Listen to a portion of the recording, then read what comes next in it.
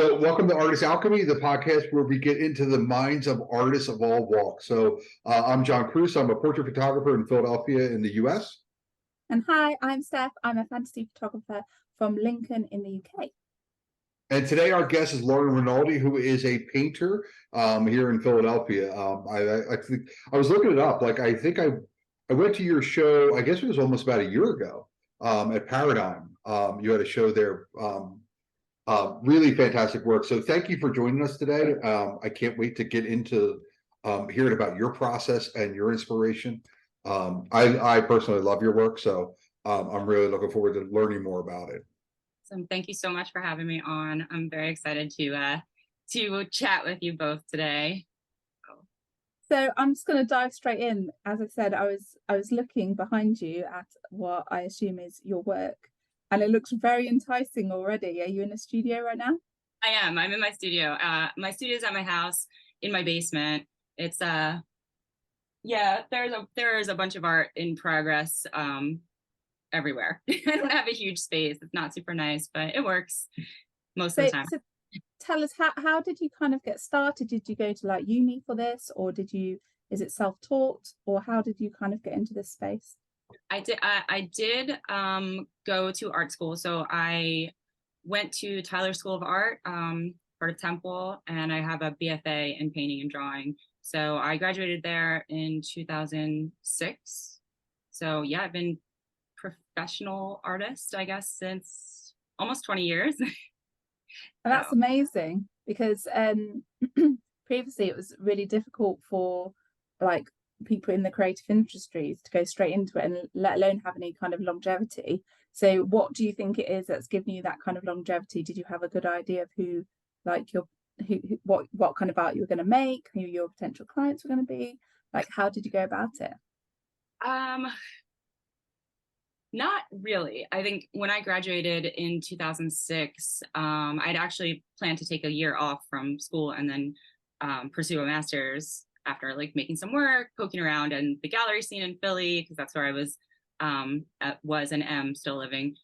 But a few months after I graduated, I got pregnant with my son, so that kind of threw a wrench in things. So I didn't end up going to get my master's, but I just continued to make work like while I was pregnant, when he was young, just throughout, all the years.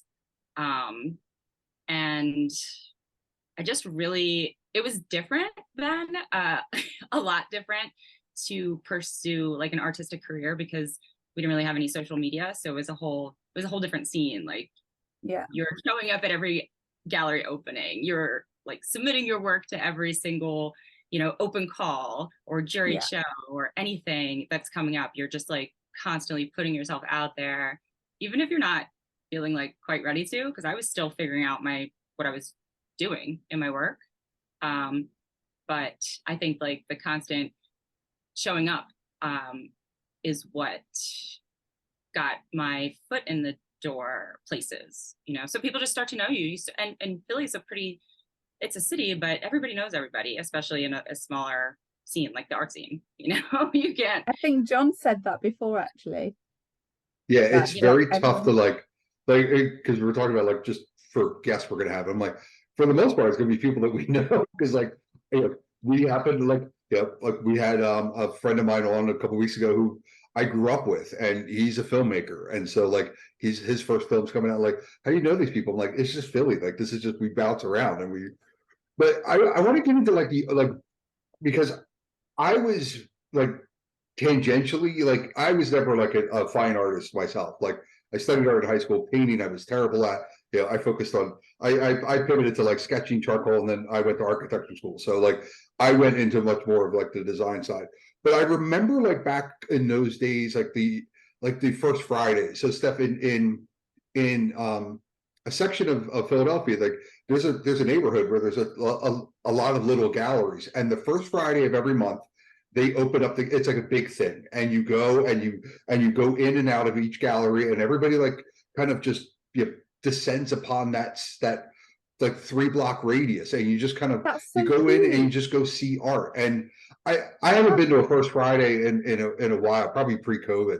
But like, how has the scene changed now that like there's so much more in the virtual versus like, is there still a gallery vibe in the community? Yeah, it's definitely changed. It's changed a lot. It's changed a lot since COVID. I mean, a lot of galleries seem to have closed, and that's for a lot of different reasons. COVID being a big one, but it's tough to stay open as a gallery. I think I read somewhere that like if a gallery can make it for 5 years, then they'll probably stay open. But if they don't, then they might end up closing. And I think that happens with a lot of spaces. I think the changing Old City, which is where the First Friday was, at least like I had been going to First Friday openings and events since I was in college, and that whole there aren't as many galleries that are open, Yeah. and they're kind of spread through the city, so you might have like a different, you're gonna, at least for me, like my art viewing is a little more targeted. Like I know there's a show opening in South Philly, I'm gonna go there on a Thursday night or whatever. Or Fishtown used to have, for a little while, they had a pretty vibrant like little First Friday scene. That's the neighborhood in Philly where I live, and when I moved here, I was like, this is great. Like there are warehouse spaces, there are galleries, there's a scene, and I believe they're trying to revive it, but it's not, that kind of like died down a bit. So yeah, it has changed a lot. But I feel like 3 years out since the beginning of COVID, things are starting to pick up again a little. I don't know. I could be wrong, but I feel like people are hungry for it. I know for me personally, like I'm still getting into the habit of like making plans and going out. Like it's still like not like, but it's like my brain broke and it's like, all right, well, I'm just in the house again, kind of deal. But like but like when I saw that your show, because I live in South Philly, and I saw that you were at Paradigm, I'm like, oh, I'm going to make an effort. I'm going to an art opening because I haven't been to one since like everything was shut down. But like I find I'm not back into the regular rotation yet of like, oh, keeping tabs on what's going on and then going to see stuff because I miss that. I do. So yeah. And I want to go to one. Oh. Sorry, Since you mentioned Paradigm. Paradigm is the gallery that I show with. They represent me, and they just moved from their space in South Philly to Old City. I saw. Their new space is gorgeous, like multiple floors of art. They're just doing so much, and I really think them moving to Old City alone might help to like I'm going to First Friday on a First Friday now because Paradigm's going to have an opening, Okay. So now I'm going to walk around and just see what else is open. So I mean, I think there are certain things that are helping bring that type of excitement out, or like at least the push I might need to get out on a First Friday. I mean, I don't know, maybe because I'm getting older, I don't know, I'm just like, oh, it's Friday. I don't really feel like leaving my house after the week, but it's always worth it. So, I'm hoping that helps at least me and other people, get back into it. There was something special about them all being concentrated, like in that stretch, like just in the Old City neighborhood, because you didn't have to stick to one place, and you would run into people, and then like you run into somebody at this one, you're like, oh well, let's go to this one together, and it's like you created this little thing, but then when it became like this one's on this side of the city, this one's on this side of the city, it was like, all right, well now do I catch the bus? And it just became more difficult. Right. Do you just kind of because obviously I don't live in Philly, but do you just kind of rock up with your artwork, or do you have to like get in first? Does that make sense? Like, do you have to like ring them and propose what you're going to do first? Yeah, I think it depends on the gallery. Like some galleries are more some galleries hold open calls where you can submit your work and you may or may not get chosen. They might have like some jurors that will choose what's going to be in the show around a particular theme or something like that. Some galleries have artists that they represent, and they have rotating shows on a year and a half, 2-year basis with those artists, and then they have other stuff in between, group shows and whatnot. And then there are other artists, I think they're like other galleries that are like artist run, so they do things with the artists that are all part of the their space. So it all depends. Yeah. But I think it's really, at least for me, it was about making connections earlier on with the community, with the other artists, with the gallerists, and then going from there. So. And can people like purchase your work there, or is it just like a viewing gallery? No, they can purchase work. Yeah. Okay, that's cool. And sorry, loads of questions firing at you. You said obviously the scene's changed since COVID. Do you find that you've had to change the way you work, or even your actual work to kind of go with the times, or not really? Well, I don't think. Well, I do think, and this started pre-COVID. A lot of artists may have been reevaluating what they were making and who they were speaking to and how they were speaking about issues. And I think this kind of came with the political changes that were going on and the heightened, how everything was, like, 2015 on. So I think that a lot of artists, myself included, had to reevaluate what we were making, how we were making it, what we were saying, who our audience was, what we were trying to accomplish, in addition to, just the regular stuff that you're doing. And then as far as COVID, like for me, my studio, I've had studios outside of the home, but my studio now is in my home, which convenient. Yeah, it worked.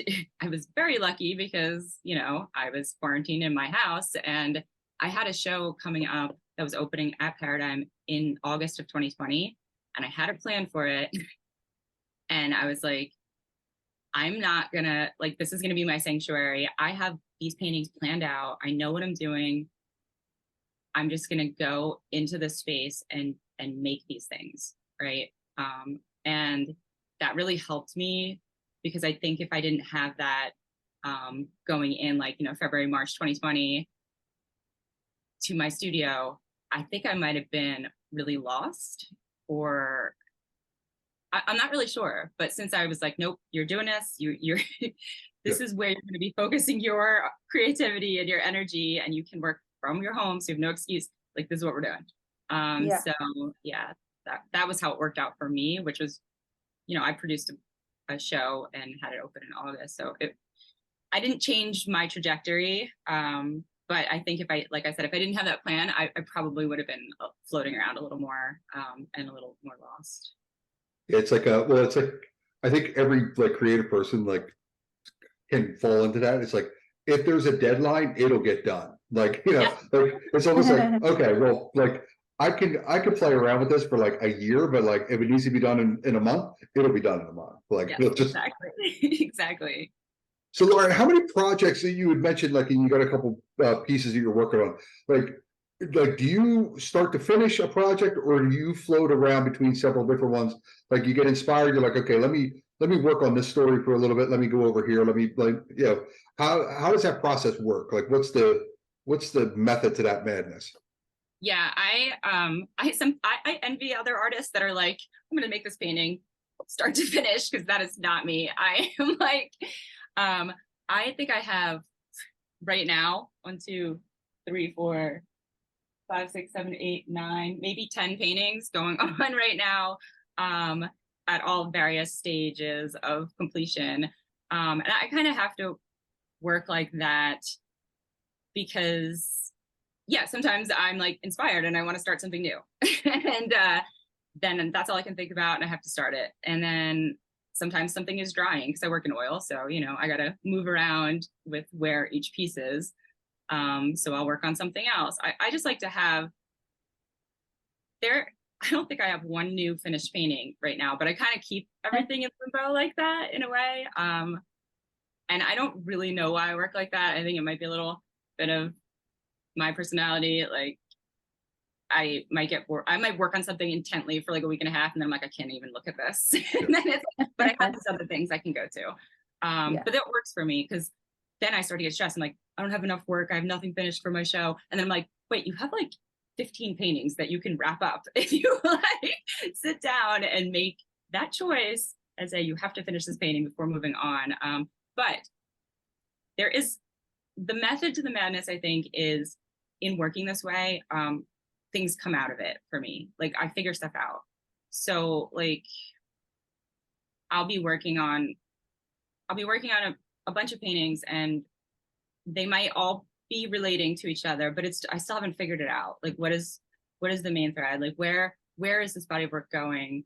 And then just through the process of working on it, other stuff emerges and other ideas emerge, and then I pull it all together. So it's a little stressful, but also it's just how I go. I can't do one at a time. I mean, unless I have a deadline or a commission or you know, whatever. So it sounds like you could be working on one painting. You're like, all right, this idea is not working here, but you know where this is going to work? I have this one over here. And then you're like, let me go finish the thought on the painting that it belongs to, and then I'll come back to this. And it's like, and I think that Steph and I had talked about this before, like, you know, people think creativity is a straight line, and creativity really looks like this. And then, and then there's a dot at the end, and it's like, okay, that's where we worked it out. And it sounds like your process is the embodiment of that in a lot of ways. Yes, it is, especially with my last show, like my last body of work that I did, and you went to that show. So there were a lot of different like styles that were in the different little like series within the show, but they all were like birthed from the other things that I was working on. So as I was working on, you know, these paintings on paper that were more illustrative, and then I'd come back to the paintings that were like a little like more rendered and a little more realistic, things would start to emerge in the works, and then I'd start to see all of the threads that were tying them together. And even if I hadn't consciously planned that, it started to all make sense. And then I could make a few pieces that like bridged everything together, because that whole like visually and conceptually, everything started coming together just by being together in the space while I was creating it. So I don't know if that makes sense. Yeah, it does. And so on one half, you kind of plan what you're going to do, like a body of work, but then you might get inspired along the way. But do you have, when you get these like, oh, I could do this, do you have an exact idea of what you want it to look like at the end? Sometimes I do, and sometimes I don't. Sometimes I plan the whole painting out, in my mind at least. It doesn't always turn out that way, but like I'll do some sketches before, and I'll do some color studies, and I'll do, and I might follow that pretty closely if I do have a pretty clear idea of where I want it to go. Other things might come out during that, but sometimes it's just kind of, okay, I think this painting is telling me that it's finished like this, or, you know, this is going to be, I can see here that this is the part that's going to be rendered, and this is going to be more organic looking. So it's a kind of a combination of the two. Like sometimes I know exactly where it's going, and sometimes I have an idea, but I'm not sure. And then I have to make it or at least start making it to figure it out. Okay. And where does if someone hadn't seen any of your work before, like how would you describe it? Like where do you draw your inspiration from? So I guess the work that I make, and I've been making for years, like since college really, it's really just drawn from my life, my body, my experiences as a woman existing in the world, I guess, in the simplest terms. So yeah, it's just, I think of it as a lot of them are like based on self-portraiture, but I don't always think of them as like paintings of myself, because and I also don't always include my face for that reason, and also but that was one of the things I was going to like bring up, because like there, when I was explaining this stuff, like you, even just the way that you crop the image, it's like it's almost like a voyeuristic view of ordinary life, but shown in an extraordinary way. So it's like you create these little moments, like, okay, and you could see that being a scene that somebody would walk into a room, you know, and like I'm looking at the one in the background, like you have the foreground is a, an ironing board, but she's in a gown, and there's this juxtaposition of like, but that's how life is sometimes. Like when you're rushing to get ready for something, you got to like iron that shirt real quick before, and like, because life isn't as as it's not like Instagram, and Right. Yeah. and so I've always found that fascinating, the way you do that. And sometimes when you crop in, you crop out, and sometimes it's the view is from a different room through the doorway, and it's like, oh, okay, like you're creating these perspectives. When have you always looked at that? Like, has that always been your point of view? Yeah. More recently, I've been zooming out more than I used to crop in closer a lot more. But I've been, experimenting and playing on zooming out and including more external information. And I think, but it's the same, excuse me, it's the same idea of these, ordinary moments that you're getting a glimpse of. But I also play with the idea of like, who is this glimpse for? Like, or, who is the audience? Who's looking at this, and what is like the subject or the artist, or what are they showing you? And what do they want to show you? And who are they showing it to? Are they showing it to anyone? Is it for themselves? Is it for, is it like a voyeuristic? Is someone peeking? Is it like, is this a private moment you're not supposed to be seeing? Or, Yeah. and I like that, especially with social media and like the performative aspect of everything is online and how you're presenting yourself. Like, I kind of like that juxtaposition of like, what is this private moment? What is this public moment? How does this blur? Who is it for? And yeah, just taking all of that into account when I'm like thinking about the composition of the work. So yeah, that's really in depth. If this were like if this were like a Black Mirror episode, you would have hidden cameras around everybody's houses and be sitting there painting like scenes of everybody's little life. Like that would be like the dystopian world. Yeah, and these newer paintings and like the gowns and these like domestic situations. I mean, there's a lot to it with, beyond that type of thing. But yeah, it's like, who when you're on a Zoom meeting, or like you're taking a selfie that you want to post in the world, like you're often cropping all of the other stuff out, or you're just showing what you want to show, or you're doing like the filters, or you're whatever. But like, this person might be in this like this ball gown, but you're gonna see like the giant pile of like unfolded laundry next to them or whatever. So bit of realism with it, with the fairy tale. yeah, it's like the like fairy tale idea, but this is the reality. Yeah, I like playing with those different parts of it. That's great juxtaposition. You mentioned about people commission you.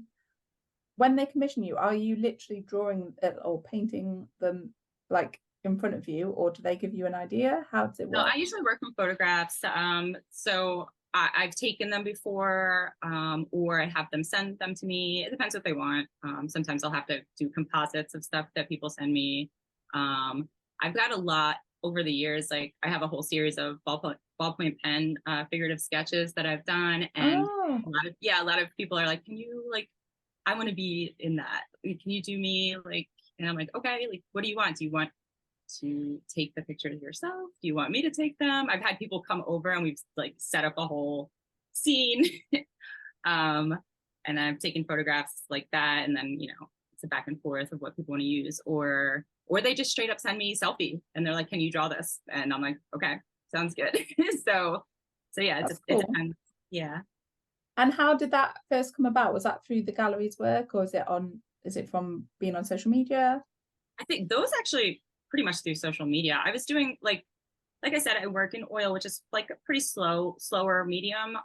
But I also, like, the sketches were a way for me to get things out like right away. And they were fun to post. Like, I was just making them. I was like, okay, I was making a sketch like every day, every other day. And then I would just pop it on my Instagram, and, it might be something that related to in some way, or at least the title or whatever, to something that was going on in the news that day, or something that I saw pass me by somewhere else on social media, or something I was experiencing, like, and then I could, you know, take a little time, make a sketch in the morning before I get started on my paintings, and I'd post it, and then they like got pretty, yeah, people were really liking them, and then I started giving them to the gallery, and we were selling them through the gallery for pretty cheap, which was cool, because there are so many people across the city that are like, I have your sketches on my wall. Like that's very cool. Yeah, so I'm like, oh my God, like which one? Because I pretty much remember everyone, even though I've done like 400 of them at this point. So that's really cool, because I'll have never met somebody and they'll be like, I have, you know, your sketch framed in my bathroom or in my bedroom or wherever. And that's awesome. It is, yeah, it's cool. And I thought I'd let that series, I didn't. And it's also like, you know, the economics of art can make it a barrier to some people. So like that's a way for them to have a real piece of art that they could like, that's their first piece. And then hopefully, like, you know, they'll invest in larger pieces as they move forward in their life. Like, that's a cool way to like get somebody excited about a unique piece of art, you know? Right. Like you can own this piece, this actual drawing that's like signed by an artist, and it was $35 or something, you know, like that's less than I paid for artist prints, or, you know. So I think I like that. I don't have a super high range of what I can afford as far as art is, for my own collection. So I'm like, I would like to buy art that's affordable and actually have a collection. So I like to be able to give that, do that for other people that like to collect and can't afford to buy like a big oil painting, or just like them. So either way. Very cool. Do you ever suffer from painter's block? I don't know another word to say it. Do you know what I mean? When you're like, oh, I'm feeling a bit like blocked off. I don't know what to paint. Yeah. Sometimes I do, but like my way through it is just to keep working. So I like, you know what happens actually after every time I have a big solo show or something, I need to decompress and not, you know, because it's a lot to get ready for a show and you've just put everything into it. And then you're just like, okay, my studio's empty. What now?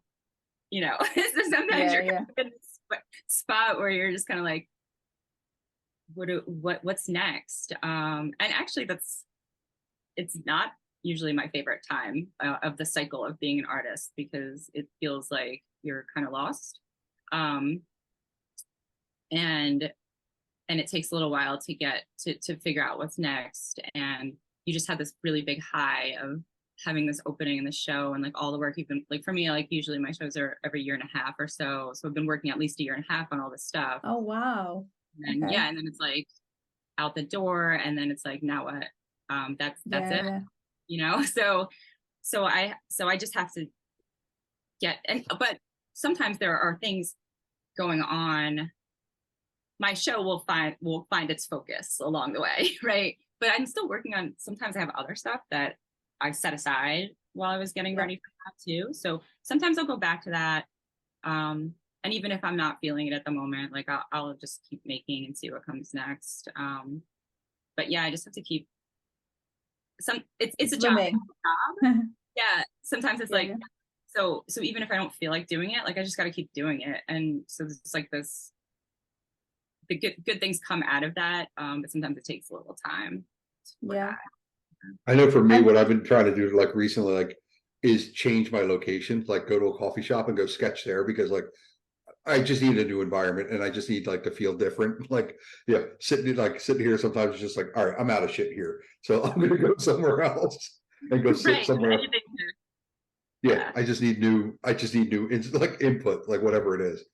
Like so when you're putting together a show, like I know you said like there's a lot of variety in it, but like what, like are you trying to come up with a core like emotion that you're trying to express in a variety of different ways, or is it really just like this is my life for the past year and a half, and it's as diverse as my days, and that's where I'm at? Like how do you put together like a theme for a show?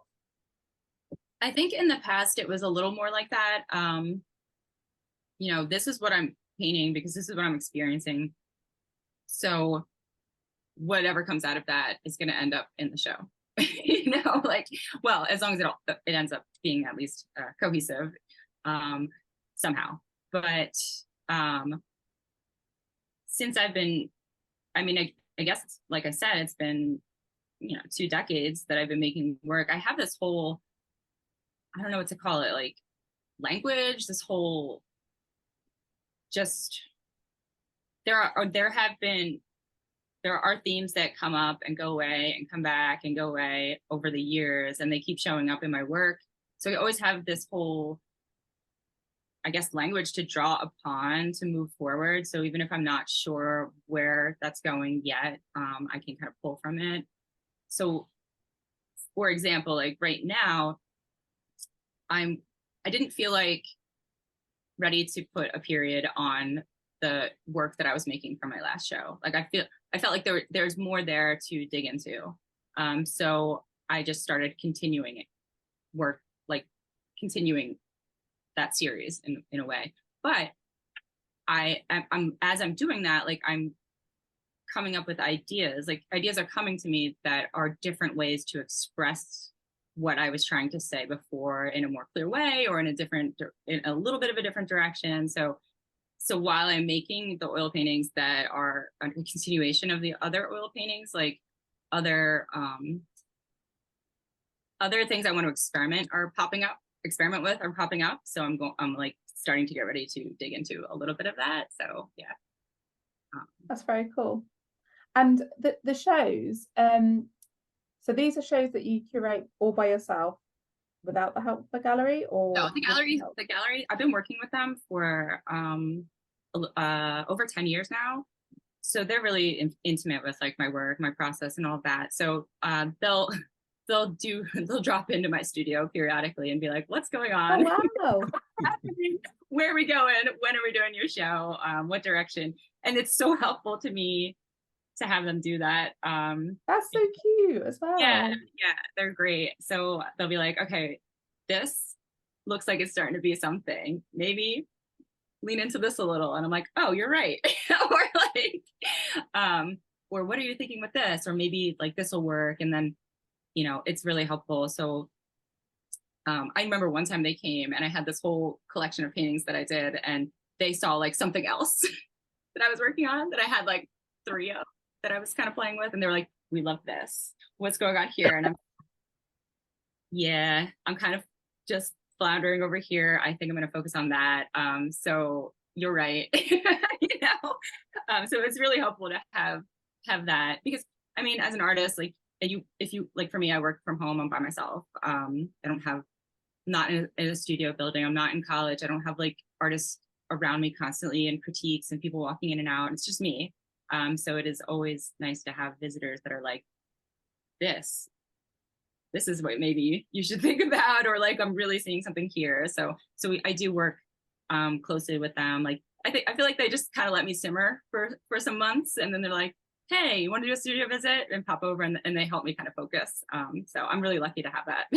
That's fantastic, because I know I ran into that, like because I worked in design in corporate, and it was, you're around people, you're on the whiteboards, you're doing like you're thinking out ideas, and then when I decided to do this full time, I'm working in my house by myself, and I'm like, oh, I don't have any like creative sounding boards anymore. So like you have to like call certain people, and it's like, and then I feel bad because I'm taking up their time, but it's like, I'm stuck right now. Like, can you just help me out?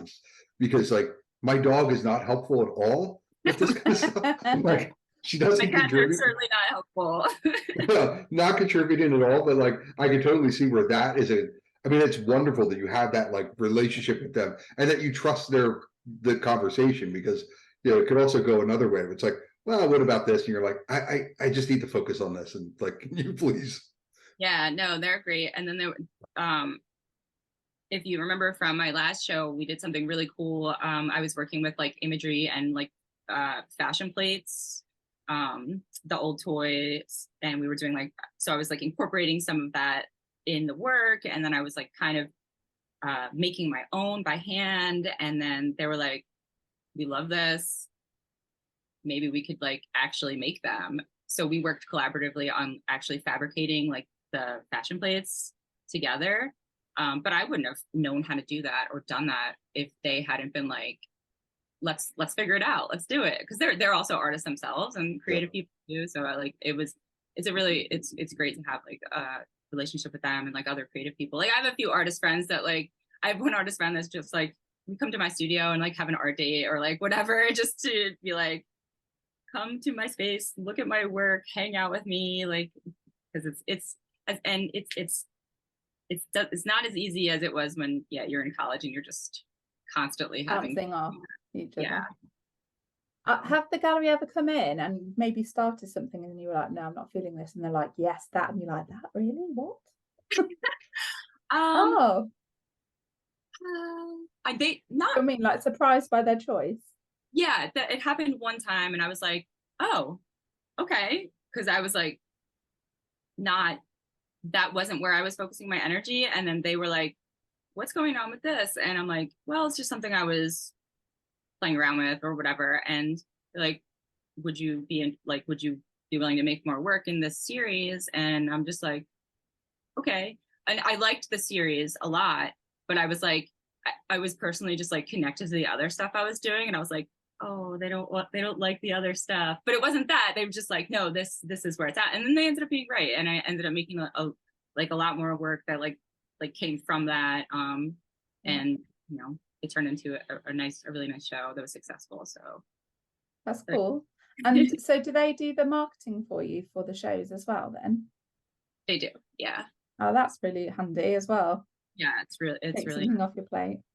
Yeah, they'll put together the catalog and they'll do like you know, the press release and all of that. I mean, I work with their like people and they'll interview me and stuff. So they really get to know like what I was thinking and what was going on with the work. And then they're just like brilliant. Like they put it together and I'm like, yes, I don't know how you pulled all of that from all of that. I was just like word vomiting at you, but yes, you got it. So amazing. And it takes one thing off your plate too. When you're putting together a show, and if the metaphor doesn't work, let me know. But it sounds like when you hear interviews of of musicians, right? There's a crafting of the song, and then there's a compilation of the album, and it's this song goes after this song, and then some songs don't fit on that album, like it'll go away. And like when you're putting together a show, there's a part of it that's the experience. Like people are going to walk this way. Like I think back to Frank Lloyd Wright, when he designed a Guggenheim, he actually designed it to be, you take the elevator all the way up to the top and you experience it coming down. Oh, wow. That's what he expected it. He expected everybody to descend upon, and that's not how people have navigated it since, but that was his goal. Like he thought everybody was going to come down. How do you think about that? Like when you're in the space, you go, okay, this is what I want them to experience this feeling first, and then this, and I want to like play with the emotions. Like how much do you play around with that before you're like, okay, now I'm okay? I think I have like usually a general idea of like what pieces I want together.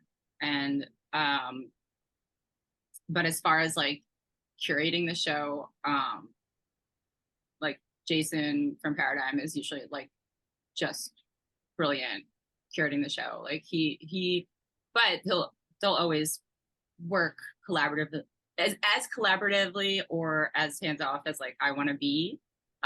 With the last show, he had everything hung so beautifully, and we had it all like culminate into this installation that we had in the back corner. Mm-hmm. So yeah, I remember that. Yeah, so that was kind of like, all right, we're gonna go walk through this part. We had an interactive part. I had these large paintings that they were kind of like those carnival wooden, what are they called? The ones where you stick your face in the hole. You stick your head in, yeah. Like yeah.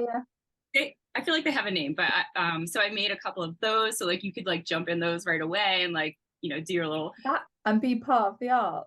Yeah, it was really fun. And then that's so cool. Yeah, those were really fun. And then you kind of like, all right, you got that out, and then you went through and like saw some of the oil paintings, and then like ultimately you ended up, you can climb into the installation in the back, and you can also like make your own art and fashion plate and hang out in there. So I liked that, like it started out with something interactive, and then you kind of like could, you know, sit with the work and walk around, and then if you wanted to, you can like climb into it too. So yeah, but like I said, the gallery is always really great with all the hanging and the curating. And if there was ever something that I was like, I'm not feeling this like this way, they'd be like, okay, you know. So yeah, that's so cool. How cool to have that just to like go to. We don't have anything like that around where I am. You have to open a gallery. I know, right? We do have little small galleries, but they're like really diddy, like tiny, and they tend to sell kind of quite. There's not a lot of variant in the art that they sell. It's all very kind of traditional. So, but hey, I can always change that, right? Well, it's funny, is it up in Lambertville? There's a lot of galleries up in Lambertville, and like there's a couple of those that are co-ops. Like, do we have anything like that in Philly? Like, so it's like the artists, they work in the space and produce work. Like it's all part of like they're like they bought in to be like a pseudo half employee, half owner, and then they do their little. They each have a room, and but then one artist has to staff it a day, so it's just like somebody's there to like help out. Like it's an interesting little model that I've seen, like as a way to like get kind of spread the cost a little bit. Yeah, I've seen that. There were some spaces in Philly like that. There may still be where it's like the artists, like they pay into, I don't know, maybe like monthly dues or something like that, and they all have a certain amount of group and solo shows, and they all, you know, gallery sit a certain amount of hours a week. I think the third gallery in Old City might have been like that, and maybe I'm not sure. I think there are other ones around. Is Vox Populi a co-op? Maybe not. I'm not sure. There are definitely some of them. I'm not sure. Like there's so many individual spaces in there. There may be some within there because like I know that there's like like I know like a handful of photographers that rent out a studio space in there and then they share it. Yeah, and they do it that way. So I think that there's possibility for it, but the first time I had ever experienced it was a little gallery in Lambertville because I didn't realize I was talking to the artist. Like I just thought it was the guy behind the counter, and I was talking about this one piece, and he goes, "Oh well, thank you. That one's actually mine." And I'm like, "Oh, like so." Like you work here too, and he's like, "Yeah, that's kind of we all do. It's just that's just part of what we do." And I thought it's an interesting model for artists to like, really own the entire process in some way. Yeah, it's like really democratic because I think there. I don't know why I can't think of the one, but there is one, and I believe you'd have to apply, and I assume that the other artists would have to, you'd agree that this artist is the right fit for them or whatever. It's not maybe always just like a free for all. Anyone who maybe it's like that in some of them too. But then you're all part of this.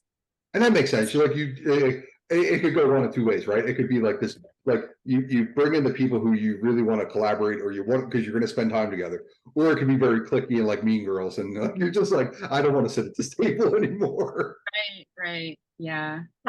That's a good question to ask, actually. How do you find the industry? Like I've mentioned to John before that, like I found some photographer that like they tend to fall into two categories. They're either the most creative, amazing, warm, inviting, friendly creators you've ever met, or the bitchy as hell. Do you find that in your area or not so much? I think there's a little bit of that. I find the Philadelphia art scene to be pretty welcoming in general. There are definitely like some like sort of cliques. I mean, there are different like groups of artists that do show in different like galleries, and I think they're closer with each other, of course, or like depending on what type of art they make and such. But overall, like I was saying, we are a city of so many artists, but we're not a huge. We're a big-ish city, but we're just a small art community, even though there are so many artists. It's hard to explain. It's like if you're in New York City, you'll see it's different. Like if you're in Philadelphia, I feel like I could call or email like a random artist or filmmaker or someone and be like, hey, I'm an artist. Do you want to get coffee? And they'd probably be like, sure. Wow, and not that I can do so that like nice. in another city. So I think there's this openness to like support each other. Yeah. That's so Yeah, lovely. I literally just had this experience last week. Now, do you know the sculptor Stephen Tobin? Yeah. Makes these grand like metal sculptures are enormous. Okay. And his studio's up in Quakertown. And I was photographing a high school senior. They live in that area. Mom had mentioned that she and I went to architecture school together, and we're like, oh, like from a structure and like it's a cool thing. So I just emailed him out of the blue. I said, I'm a portrait photographer. I have this client. We love this. Do you mind if we just pop onto your? He goes, absolutely. And he goes, if there's guys work, he said, I'm in Tokyo. If there's guys working in the studio that day, just show them this email to let you in. There's cooler stuff inside. But unfortunately, like it was like a Friday afternoon, they called it early, so there was nobody inside, so we did it all outside. But he was just like, show them this email and just do what, go at it. I'm like, this is like the coolest like experience. That's so nice. Like, yeah. I feel like that's a lot of like how, like I said, I feel like I could just call or email or any random artist in Philly, and they'd probably be pretty receptive to like. And people have been like, "Hey, do you want to collaborate?" Or "Hey, do you want to like whatever?" And they're pretty open. I think it's a little bit of that attitude of like, I feel like we're always competing with New York, DC, like wherever, and we're kind of all in this together, and we know we have a great art scene, but we deserve like to band together and get the recognition that we have a place at the table as well, right? Yeah. So I feel like there is a little brother syndrome when it comes to Philadelphia, especially with New York, because it's just like it's so close, and it's like we're good too. Like we got some. Yeah. That's the general Philadelphia attitude about a lot of things, though. Well, something else that's like uniquely Philadelphia. And Lauren, I saw this on your bio on your website that you went through the mural arts program, and which Steph, if you ever come to Philly, Philadelphia has more murals than any other city in the world. Like it's just, and it's just, it started out. It's funny. I actually one of my friends that I used to work with. He was a Northeast Philly kid, and he was part of the original anti-graffiti thing. But for him, it was community service because they all learned in graffiti, and then like went to Tyler, went to Hutchin, and then became actual artists. But they were they started as graffiti, then they got caught, then they had to go paint over it. But it started out as like an anti-graffiti thing, and then it just became like walls around here just have murals. So have you done large scale projects like that, like for the mural arts program? Yeah, I actually did. I went through the mural arts training program in 2012. And it might have been like the third time I applied for it too. Like I applied for it like when I was in college for like a summer program, and I applied for it another time and I never got accepted. And then I finally, I think it was the third time, and I got accepted. I was so excited, and I did the training program, and it was amazing because they taught you like process and history, and you did like a final project, and you worked with their muralists, and then they give you an exhibition, and then there was a possibility to do an internship afterwards. So I reached out to I responded to some of the opportunities, and I ended up doing an internship that summer with do you know the muralist Cesar Viveros?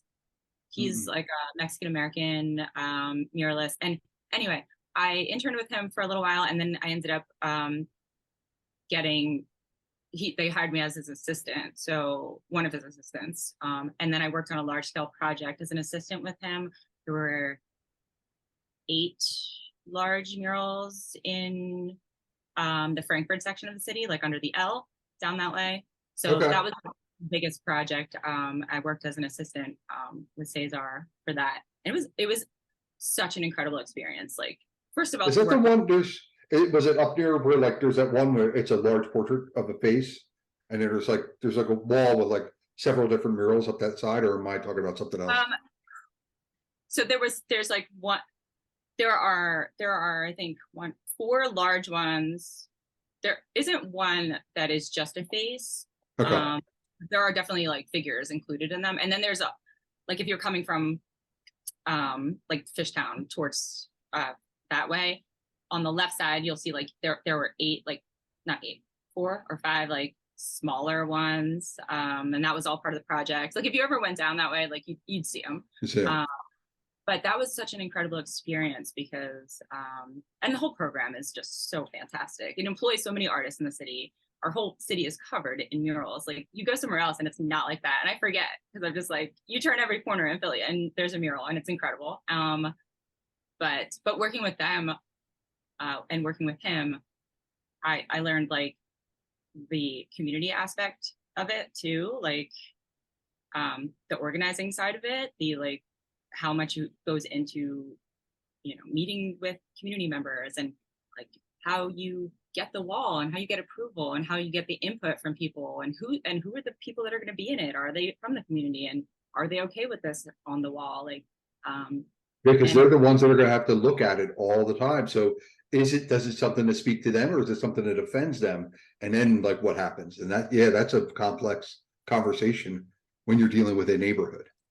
Yeah, excuse me. And it was also the nature of that project too, was like involving the community. So it was a super cool experience to be part of. And then we did like community paint days with, you know, the Boys and Girls Club and like different churches where they'd all come in and they'd paint with us. And it was really cool. So that was like a big project I worked on. And then I've assisted on some other projects like outside of the mural arts, and I've done like some private smaller murals.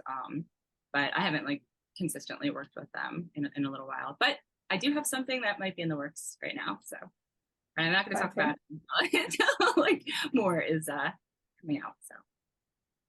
So if there's some college kid or high school kid sitting, in fact, fuck it, if there's some 40-year-old sitting there going, actually, I know I'm really creative, I want to get into art, I know I can do it, but how do they enter that scene? What would you advise them to do? So it's interesting because I have a 15-year-old son and I'm trying to think of like what I would say to him if he was like, I want to go to art school, you know, like, or I want to be an artist. No. I'd be like, no, don't do it. You watched it. No. No, I don't think he wants to do that. But I think, I mean, if they were younger, I would, you know, take all the art classes you can in high school. See if this is something that you really can see yourself doing. And no teenager knows what they want to do. Like I was like, I'm going to go to art school. And I decided, I guess when I was a junior, because I had to apply for college and stuff. But I didn't know what that meant. Like I had no idea what that meant to be an artist, as a professional artist, you know. So I did go. I would, if it's something they're seriously thinking about. I mean, I would go to art school. But I think I would spend, if you can, I would spend some time with like actual working artists. You know, this is what is your day to day. What can you see yourself doing this? Because it is not what you probably think. I don't think most of us are making much money, and most of us are working more hours than we should be. So like, well, and like you said before, like, yeah, art is fun when you're inspired. It's the job comes when you got to do the work anyway. And like you were saying, like, I'm not feeling it, but I got to push through this one because I got a deadline. And that's when like, so it feels like a job. And that's, but so does sitting at a computer. So like, you know. Yeah. Some days it feels like, you know, you're just in the zone. I guess that sounds like a generic way to say it, but you're kind of, you're feeling it, you're doing it. Time passes by. It doesn't matter. You can keep going. But at the same time, it is a job. And on the days you don't want to do it, you have to do it. You have to force yourself to sit down and create. You have to be okay with giving yourself work. Like I have to create the work that I do. No one's giving me an assignment. No one's saying like, you need to create this so-and-so. Like when you're in school, it's like, you need to do this painting about this. And then that's your assignment. Deadline. Yeah. So I had to get up in the morning and be like, here's what I'm doing. Here's the job I'm giving to myself. And I have to execute this job, because if I don't, then I will not be able to have a show. I won't be, you know, able to sell my work. And then there's also like commissions you might not want to do, but you take anyway because you need the money. Yeah. Because the paychecks are inconsistent, right? And if you're doing a show once a year, year and a half, did you say? That's a long time to wait. So you've got to do these other bits in between. You're always having to make money in between. I mean, I worked as a yoga teacher for a bunch of years. So my son was younger, so I would paint in my studio during the day. He would come home. I would pick him up from school. We would do our, homework and dinner and all the things. And then I'd be like, see you later. And I'd go teach a yoga class from 8 to 9, and it was just like, you're always having to find work. Yeah. And juggle and compartmentalize, and like, do you want to do and I mean, there are very, very few people that are going to like make it really big, end up in a blue chip gallery, or get the fame that you think you might get, or, get what your work is really worth. Like, it's like, it doesn't, and you have to be okay with that. And you can't be comparing yourself to other people either, because everyone is at a different part, like a different stage in your life at a different time in your life. Like, I see some of my artist friends, like they got some recognition and a lot of work, and have went up through their early 20s. Like, that wasn't me. I mean, I was consistently making work and doing things, but I was a mother, so that wasn't like, I couldn't, but I had to be okay with that and be like, well, right, later I'll just keep on grinding, and then it'll be there for me later if it is, so it's, you have to be okay with that. And I guess you have to love making art enough that to be okay with that, all of that. So. And what would you say about obviously, because art's very subjective, like, so something that someone might think is absolutely incredible, someone might be like, oh no, don't like that at all. So how would you say, again, going back to if someone was trying to be an artist, how do you kind of navigate that as an artist, and not, if it's not someone's cup of tea, not taking that to heart? Like, I really enjoy that, and that sounds really odd, but I've said this in a couple of episodes, that I don't want to be everyone's cup of tea, because I want to push boundaries a little bit. And I guess if someone's new to any kind of creative industry, they might feel a little bit sensitive to criticism. So how would you kind of advise to navigate that? Yeah, I'm the same way. Like, my work isn't everyone's cup of tea, and like, I've always been like fine with that, but you are, and I don't want it to be everyone's, it's fine, but right. like, that would be boring. I would be bored. I think. But, I think it's hard not to be sensitive to criticism, because at least for me and for most artists I know, like, they're very connected with the work they make. That's why they make it. It's, it's inextricable from who I am to what I make. So if you're going to be like, this is terrible, whatever, it feels like offensive, but you can't be offended. You have to be like, well, that's not for you, and it's for someone else. Right. I think some of my best professors in college were the ones that were like, this is garbage, this is the worst, and like, you would push yourself more, and sometimes you would like leave and secretly cry, or but for me, that kind of stuff is like, kind of fuels me to do it more. Like, if you're having this much of a reaction to it, like, and someone else likes it, like, maybe there's something here, like, so it's a niche, right? Like, I'd rather have I'd rather have some kind of response than just like, it's fine. So if like some criticism, like, that's okay. You just have to be a little tough about it. You have to be like, okay, it's not going to make me stop making work. Maybe I'll listen to it and take something from it, or maybe I'll be like, well, it's not for you, and just move on. I think that like school definitely numbs you to that. Like, I remember like when I was working, in user experience, and we had user experience was one of those things where I had a bunch of people come from different walks of life because there was no real web design came from all different places. But there was a couple of us, like I went to architecture school, a couple of people went to graphic design school, like Tyler, and it was like for us, like you could tell that there was a difference in the room because half of us were like, we're not criticizing you, we're criticizing this decision. And then the other people were like, freaking out and like storming out of the room because it was like they thought that that was in the embodiment of their entire personality. I'm like, this is one pixel, like settle down. Like it's just, but like because when you're in school and you're not sleeping and you're just working all night on this project and then you go in and you get absolutely destroyed, like you become like emotionless to it. It's just like I gotta like separate myself from this because I'm not gonna make it till tomorrow because I need to take a nap. And I think that like you get a lot of these schools you get beat up in, and then you get that, okay, it's a decision, and art is never really finished. It's just when the deadline is, because like this is finished for now, and then it goes there. So speaking of which, do you ever like when you do a show and you said like you didn't put the finer point on the last show, do you ever go back to previous works and say I want to tell this story differently and like recompose it, or do you just say once the canvas is complete, I'm done with that conversation, I'll do something, I'll maybe do a derivative, but I'm not going to revisit this view? Like go to a particular painting and like actually go back into it a few years later, you mean? Yeah, well, maybe not necessarily on that piece, but like re-sketch it out and say like this is how I would like to have done this differently, or do you kind of like move on once it's a final product? It's a final product. No, I have I have gone.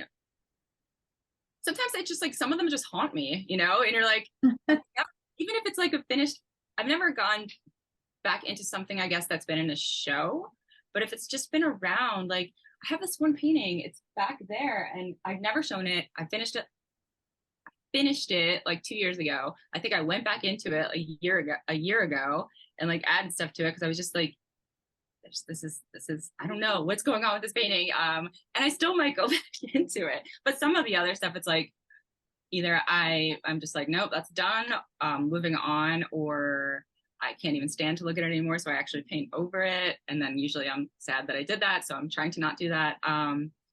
But yeah, I guess if it's an idea that I think can be done in a better way and deserves revisiting, I'll probably make something derivative from it and and see if there's anything still there. But yeah. Well, I want to be mindful of time. Yeah, I was where can everybody find you? Like, what's the best way to connect with you? Because of our dynamic, you have an international audience you're speaking to. So where can people find you? Where can people buy your work? What are you aiming for as far as timeline for your next show for the people in Philly? So you can find me on Instagram, of course. It's where, I'm constantly posting like what I'm working on and stuff that's coming up. So I use my Instagram mainly for work and that kind of stuff. Then I've got work available to purchase at Paradigm Gallery, either online or in person. You can always, stop in to their beautiful space, which you should if you haven't yet and you're in Philly. And my last show, which was open last September, October, which feels like it just opened. But I know it's been almost a year. I don't have a date for my next one yet, but I would assume in the next year. But yeah, I'm sure I will share that online on Instagram. If you want to follow my unhinged thoughts and ideas, you could follow me on Twitter. But I would. Well, I was going to say when you mentioned that, like, because because I'm always constant, like, I love the sketches, like I love like the getting into the mind of like when I go back and look at my old sketchbooks and like how I was thinking through like a design. And I like the fact that you post like some, here's something I'm playing with. And I love the fact that you do that, because like you're not afraid to say, this is just an initial thought and I may never go anywhere with it, but like, and you're showing those like things. I think it was where was it? The Picasso Museum in Barcelona. They have like a whole like section where it's got some of his old sketches. You could see where he was thinking through stuff. And I'm like, that's fascinating to me. Like, I love that. I love seeing the process because I like seeing that too from other artists, because a lot of the artists on Instagram I follow, you'll see like the very finished product or like the very shiny, whatever. And I am never sure, like, should I be sharing this? Should I be? But that's just how I am. This is what I'm thinking today. It might go somewhere, it might not. So I put it out there. And like I said, I'd like to see that. I like to see that, the process from other artists. I like to see maybe it went somewhere, maybe it didn't, maybe this later thing came from it. So thank you for saying that, because yeah, sometimes I'm like, am I just putting too much out there? Like, maybe I should just put these nice, shiny, like finished paintings out there. But yeah, so that's what you'll find if you're on my Instagram, like a lot of sketches and in progress stuff and yeah, finished things too. So is your Instagram handle just your name? It's at LAU and then my last name, Rinaldi, okay. RINALDI. So it's like my first and mine. But yeah, so and then they're linked to my actual website on my Instagram and the Paradigm site, where you can see what I have available and what they have at the gallery, and some other fun stuff. So. Yeah, I gotta get up and check out their new space. I mean, I get it, but like it was like I'm in Pennsport, so I'm like like I'm like, yeah, I walk by there with my dog every morning, like, because I'm right off 4th Street. So it's like I just walk up 4th Street to South, and I'm like, oh, and then I saw to put the sign up. I'm like, damn it, like, it's always like I have to go from Fishtown to South Philly, like it's so far. Like, yeah. not far. Like, no, and actually, like for that anyway, like, and stuff is not going to mean anything to you and anybody outside of like the city, but like, and probably anywhere outside of that one corridor. But like the convenience of the 57 bus there is actually like a godsend. It goes, that's the only, like, I don't go, like I joke, I don't go west of Broad because it's not convenient for me to go west of Broad. I'll go up and down. So I'll go Fishtown and down in Old City, but I never go west because like that's too many transfers. I take the L, and that takes me, Oh yeah, you got it. I have the L. So. Yeah. Yours is a lot more convenient. Me, I'm stuck in a corner down here, and it's like, can't move around. But yeah, so LAR Rinaldi is her Instagram. Please go follow. Lauren, thank you so much for taking the time to chat with us. Thank you. Listen to our nonsense questions. I really appreciate it. Thank you. Great questions. Thank you so much for having me.